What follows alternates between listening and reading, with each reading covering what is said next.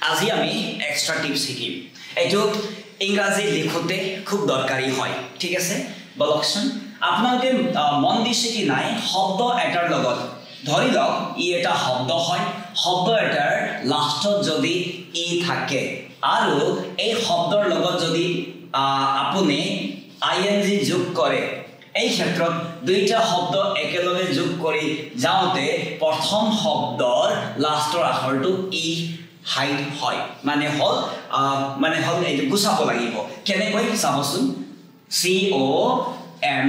ই ইয়াৰ লগত আমি আই N G যোগ কৰি যদি দিও তেন্তে